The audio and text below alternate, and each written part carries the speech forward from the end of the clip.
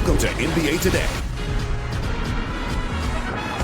We start our show with breaking news. Russell Westbrook has retired after 18 seasons in the NBA across the league, 7 different teams. He was the 2017 league MVP and leaves the game as the all-time leader in triple-doubles with 209. He made the announcement by releasing a 3.5-minute video narrated by actor Michael B. Jordan to his social channels. Westbrook was one of the most statistically dominant players in NBA history. He led the league in scoring and assists multiple times. He's also one of the 2 players in NBA history with 25,000 points and 10,000 assists, along with LeBron James. All right, welcome into the show. Alongside David Dennis Jr., Ramona Shelburne, and Dave McMiniman, I'm George Sedano and from Malika Andrews. Kendrick Perkins will join us shortly. All right, let's start. Russell Westbrook. Dave, you got a chance to cover him recently when he was with the Lakers not too long ago. What are your thoughts on Russell Westbrook's career? I just think back to like a Paul Bunyan-esque statistic that 1961, 1962, Oscar Robertson averaged a triple-double. And growing up as an NBA fan and even covering the league for the first 15 years or so, you think no one could ever do that. And then 2017, Russell Westbrook does it. And that's an incredible accomplishment that he has, the all-time leader in triple-doubles, an MVP, and a guy who had some major moments in this league. I'll say this, I covered him at UCLA, and he was this lightly recruited guy, you know, from LA. He's this straight. We know him as the MVP. We know his accomplishments, but this man made himself into that. Like nothing was given to him. And Dave, you know him well. That he put so much effort into every single second he was on the court. I don't know if I've ever seen a guy play harder. Yeah, agreed. Play harder, and in this era, when we talk about load management, we talk about guys playing or not playing. Russ did not load manage. Not at all. Russ was out there giving every single bit of himself to this game. DDS, what is the thing you'll remember the most about Russ? Yeah, what they were saying is effort, intensity. A dude who the definition of getting it out the mud is Russell Westbrook. And I think that when you talk about the last few years, I think he kind of got underrated based on what these last years. Like, this dude was maybe the most exciting, explosive player in the league in his prime. That triple-double is absolutely something I think has been sort of devalued over these last few years. But for him to do that was monumental. And let's not forget when he got that MVP. Kevin Durant had left OKC. They were a team that everybody had discounted, and he went there and sort of a revenge tour and got an MVP with that team. Like, Russell Westbrook is as real as it gets in this league. Think about the 2020 game where he shouted out Nipsey Hussle. That is Russell Westbrook in a nutshell. One of the realest dudes the league has ever seen. Yeah, an incredible athlete, an incredible player. What an accomplished career. Congratulations to Russell Westbrook on his retirement. We'll have more about Russ's career coming up shortly. But we'll continue the show here with a blockbuster. An NBA sale. Josh Kushner and Bob Iger are buying the Lakers for a record $12.5 billion per our Ramona Shelburne, who's sitting right here this morning. The sale comes just under a year after Mark Walter took control of the franchise when his bid was approved by the league back in October of 2025. Walter told Ramona in a statement, "Owning the Los Angeles Lakers has been one of the great honors of my life, an extraordinary investment. But what I will carry with me is the community, the fans, and a city that treats this team as family. I'm grateful to Jeannie Buss, the Buss family, the players, and the staff for welcoming me into this chapter. The Lakers belong to Los Angeles, and I have every confidence the best is still ahead." All right, welcome back in here to the studio. Ramona, you broke this story. How did this all come about? Very quickly. Josh Kushner and Bob Iger were involved in the bidding process, in the expansion process in Las Vegas.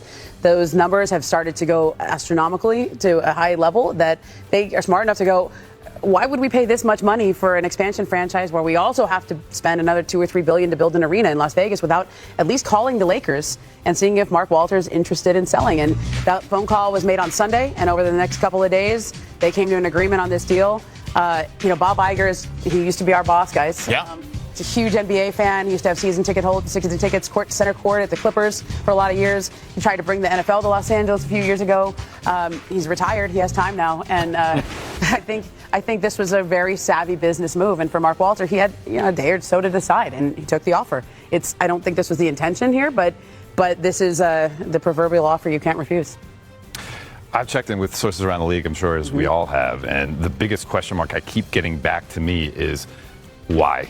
Is this somehow in relation to the investigation, the federal investigation going on into Mark Walter's other business interests outside of his ownership of the Dodgers and the Lakers and the Sparks? We're going to find out. We're going to keep asking these questions, but on its face, we can say, yes, that's a great job. You make $2.5 billion in 14 months. Yeah, he flipped the house very quickly. Exactly. Yes. But the way he talked about this team when he initially purchased it is that he was going to be basically the stakeholder for the rest of his career, the rest of his life, this is a legacy type of entity. This isn't a building that you just flip like a house, right? And so there's some major question marks here. And I think there's also some question marks about the initial sale from the Buss family to the Walters, because 14 months later, $2.5 billion more it's worth. So maybe it was not the best decision in the time to sell it to the Walter. Well, it's worth more because of the expansion, right? So if your house, if the neighborhood, the house next to you sells for $10 billion, your house is worth more, especially if it's a legacy. But we didn't know about expansion 14 months ago? Yeah, that's true. I mean, but I'm just saying the numbers have gotten real. I think when people thought about expansion, it was seen as $6 to $8 billion at the time. I think it's going well north of that now. And I think that it was a smart pivot. I mean, you could buy, this is Josh Kushner has he runs Thrive Capital. They just started another fund called Thrive Eternal, which is investing in legacy brands. They bought a minority share of the San Francisco Giants earlier this year. And I think this is a huge one. But I think the Iger part of this is really important because he loves the NBA. He was seen as a trump card by all the ownership groups in Las Vegas. Yeah. Everybody wanted Bob to be a part of their group because of how close he is to Adam Silver, because of all the deals that they've done, broadcast deals, but also he was instrumental in setting up the bubble, if you remember, in 2020. Like this has been a very close business relationship for a number of years. Obviously, the Q rating is pretty high from his time as an executive at Disney, and the fact that he was involved here, I think, really helps get this across. But so we don't confuse the folks at home, let's just call him an ace in the hole. Yeah. Not the other type of card. Yeah, for sure. David, well, yeah, I mean, a big picture here. Like this is the Lakers. This is not usually how we talk about the Lakers. Are sort of more in flux right now, seemingly, than I kind of would assume a team like the Lakers would be, right? Like you have ownership flip like an Airbnb. We don't know what's going on with Jeannie Buss. We don't know what's going on with the Pelinka and the folks in there. Like this seems like there's more chaos in the Lakers organization than you should. The Buss family is still have their, I believe it's between 17 and 18%. That's so not that will remain. That will remain. Okay. I don't know what happened to this agreement that she had with Mark that she would be the controlling owner for 5 years. I think. My guess is that goes with the sale. Out the window, basically. I don't think she has that same agreement with Bob Iger and Josh Kushner. I think this all happened very quickly. This will take a couple months to go through at least, and there's a whole process it has to go through. So right now, the phrase I heard from one Laker employee was business as usual. The season's starting. They're getting ready. But Dave, you know this league. So let me be big. Let me ask you guys this, and feel free to answer. Either of you or both of you. You said business as usual. How does this affect the status of the head coach, J.J. Redick, who, by the way, has, I would imagine, a relationship with Bob Iger, if I recall correctly, or Rob Pelinka, and their job status? Are they having to prove themselves here now? I would expect so. Yeah. I mean, look, you buy a team, you're going to want to hire your own people, and the people in place are very good. So Mark Walter and his group just went through an evaluation process with everyone. They've kept people, they've hired new people, and I'm sure the new owners will do the same thing once they're in place and hitting the ground running. J.J. Redick got an extension after his rookie year as a head coach with the Lakers. My understanding, it aligns his contract with Rob Pelinka's and the understanding, I don't think Jeannie has a contract, but the 5-year window for her to continue to be the acting governor. I think J.J. Redick's probably in a really good spot here. I mean, Bob Iger was a Clippers season ticket holder when J.J. was on the team, and also he was the number one on the number one team. His boss, and J.J. was working the finals game, so he's a good spot. But we'll have to see where all this thing goes. There's a couple names you should pay attention to. Okay, Chris Paul. Right. Very close friend of Bob Iger's. He's sort of a mentor to Chris Paul. Chris recently retired. He's available.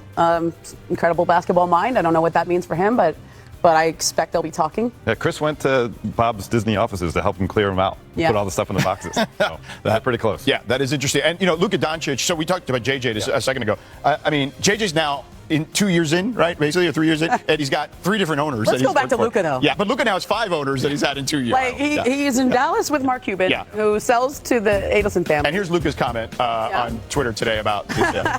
By the way, the thing that sticks out the most to me, I've gotten used to big changes over the last year. Russell Westbrook's retirement closes the book on one of the most explosive careers of his generation. From winning the 2017 MVP to becoming the NBA's all-time triple-double leader, his impact goes far beyond the numbers he produced. Westbrook's career was built around effort, toughness, and an incredible desire to compete. Even when his game became more complicated later in his career, his willingness to play through every challenge and give everything on the court remained one of his defining qualities. The Lakers are now entering a completely different kind of transition after the reported $12.5 billion sale. Josh Kushner and Bob Iger bring major business experience and strong NBA connections, creating plenty of speculation about what their ownership could eventually mean for the franchise. The immediate focus will be on whether the new owners keep the current basketball structure intact. JJ Redick and Rob Pelinka have established roles, but a new ownership group will naturally want to evaluate the organization and decide whether the current leadership is the right fit for the future. Iger's influence could become particularly interesting because of his relationships throughout the NBA. His connections with Adam Silver, Chris Paul, and other major figures could potentially give the Lakers a valuable network as they make decisions about the franchise direction.